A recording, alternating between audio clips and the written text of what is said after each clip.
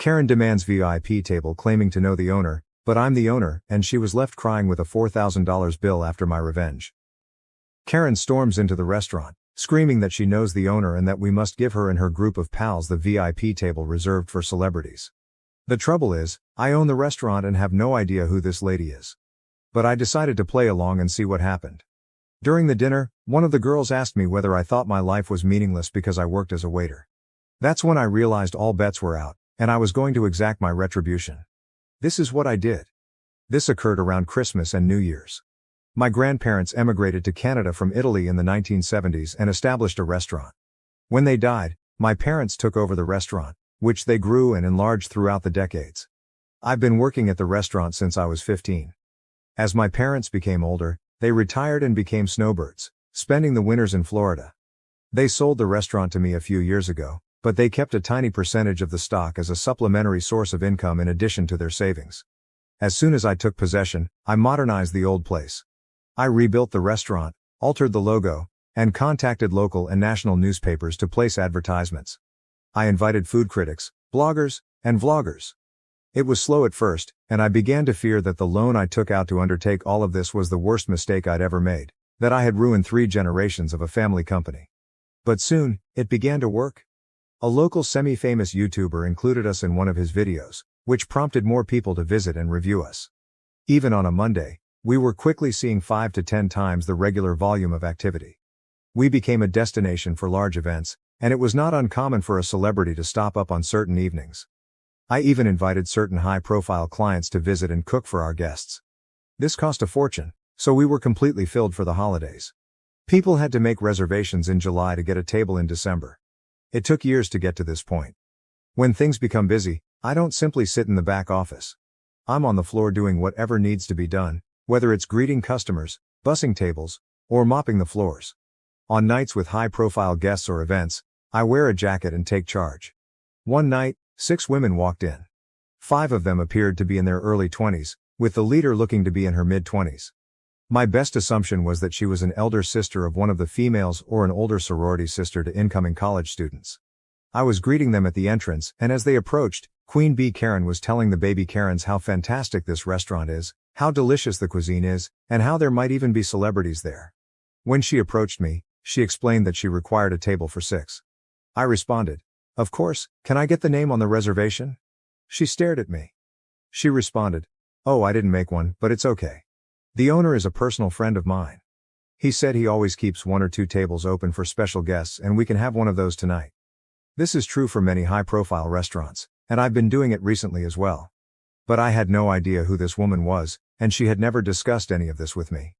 I understood she was attempting to get in without a reservation, but she had chosen the worst person to try this with. I told her, "I am sorry, but we cannot seat anyone without a reservation. As you can see, we do not have any seats available." I didn't want to go all out and say, "I'm the owner, and we have never spoken before, so I never promised you anything." But I didn't want to embarrass her in front of the other girls she was with at the time.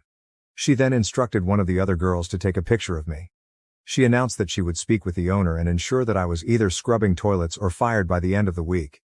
The other girls behind her joined in, saying things like, "Yeah, kiss your minimum wage job goodbye." I wasn't sure if they were in on it with her or if they truly believed she knew the owner. Queen Bee Karen then said, "Look, you can either give us a table or I can make your life very difficult. This is not worth losing your job." She kept pointing, trying to belittle me, and then saying things like, "Obviously you aren't anyone here, because if you were, you would know who I am and never try to tell me anything other than yes or, of course." She was constantly attempting to put me down and take that table. At this time, it had been a hard day for me, and from my perspective, I had 3 options. Number 1, I could inform her that I am the owner and call her out on all of this. Number 2, I could simply hand her the table and let things go. Or, third, I could teach Queen Bee Karen and her minions a lesson. I selected option 3. I smiled at her and said, "Of course ma'am, please follow me." I handed her one of the 3 tables we leave free in case a celebrity walks in, which occurs occasionally. I told her, "I apologize for everything and you're right, it would be simpler just to give you the table." I also assured her that the first 3 rounds of drinks would be free. I seated them down and personally served them. As they sat, I told them, "We need one of your credit cards and IDs just to keep on file, and we'll return them to you before you leave." Queen Karen handed me her card and informed the baby Karen minions, "Tonight is on me?" I took their orders, gave them their free beverages, and informed them that due to how busy we were tonight, the meal may be delayed. The females only worried about the free drinks. They ordered 3 rounds and still hadn't received any food. They eventually called and asked me to check on it, all while giving me the worst attitude since they arrived. I told them I will look into it, but also asked if they wanted additional drinks. They ordered 2 more rounds. They were sloshed by the time the appetizers arrived, having done nothing but drink on an empty stomach for the majority of the night and just eating salads. As more food arrived, more beverages were ordered. What these girls didn't realize was that they were at our VIP table, which normally costs a few $1,000s to sit at, but I didn't charge them for it. Except for the first 3 rounds, I charged them for all of the extremely costly cocktails they had throughout the evening. Furthermore, the table they were sitting at, as previously stated, was VIP, thus the menus were different. Prices are not displayed on these menus. This is a restaurant industry trade secret. They also offered higher-end menu items such as white truffle, black caviar meals, and specially imported West Coast oysters, among others. At one point during the night, I honestly began to question what I was doing. I worried I was going too far with these poor girls. They might not know any better. But certain things encouraged me throughout the night, such as when one of the baby Karens questioned whether I thought my life was pointless because all I ever became was a server. Also, one of the other staff told me that they were planning how to mess with me, believing that they could do so whenever they wanted and that I would always give them a table. I overheard them say, "He's cute, but I wouldn't date a waiter like that. He is such a pushover." There were other comments like that throughout the night, so I continued with their life lesson. By the end of the night, each female had built up a bill ranging from $500 to $600. I handed Queen Karen the bill for $4,232.23, which included tax and tip. I've never seen somebody sober up this soon. She went from smiling and giggling with her buddies to almost in tears.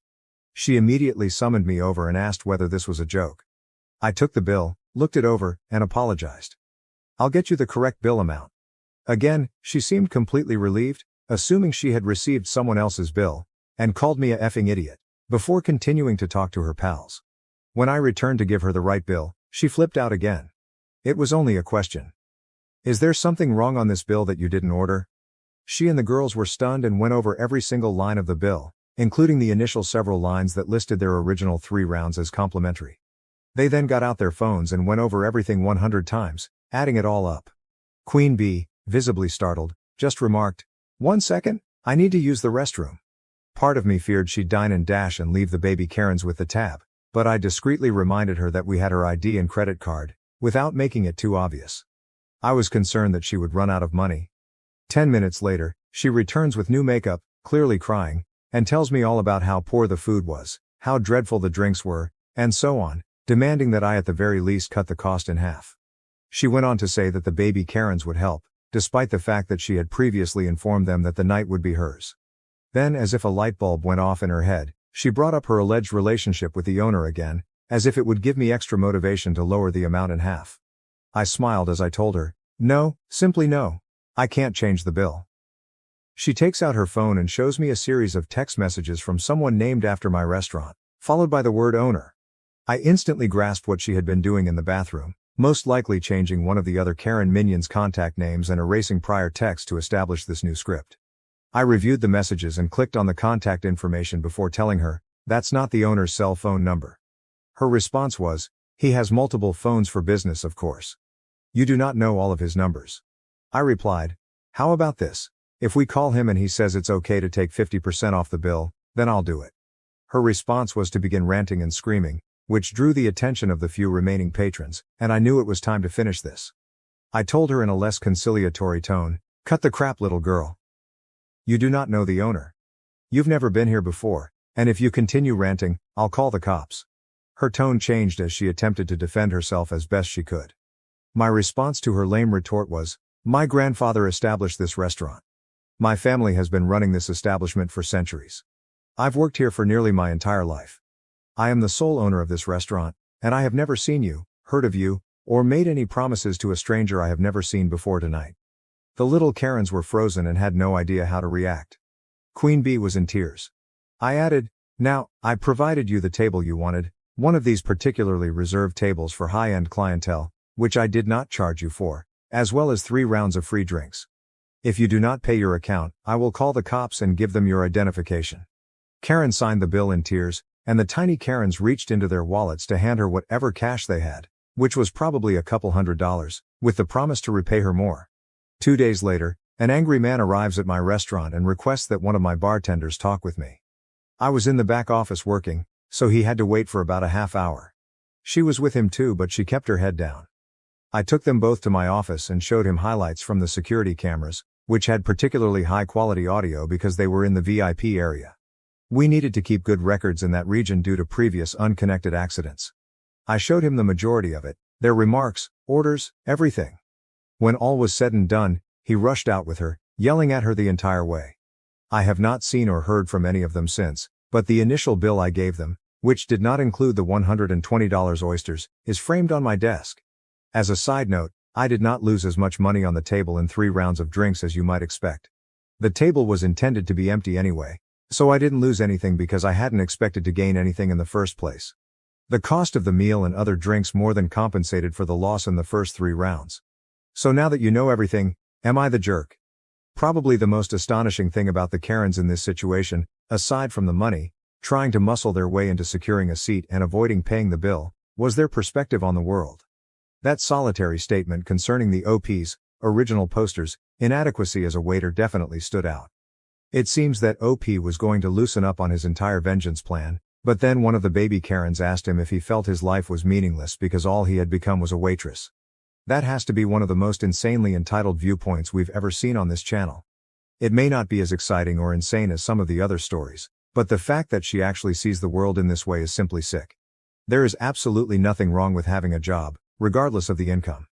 This occurs frequently with jobs such as janitors, and I despise it when individuals believe they are superior just because they do not work in those positions. There is nothing wrong with becoming a janitor. I don't understand that mindset, but in this situation, she not only feels that way, but she also wants to mock him for doing a difficult job, such as being a waiter. Or at least that's what she believes he's doing. One more thing. I'm happy this story ended on a somewhat gratifying note, with the father attempting to reverse the situation but becoming more enraged with his daughter than the restaurant owner. The only thing that scared me out was that the restaurant was recording audio of the folks sitting at that table. I would probably avoid going to a restaurant if I knew my talks were being recorded. Anyway, I'm glad it worked out for the OP, but please tell me how you would have handled the matter if it were your restaurant and these were your customers. Was the OP a jerk or not, and why? Thank you for watching. If you haven't subscribed yet, please do so and hit the notification bell to stay updated with more shocking real-life stories happening around you.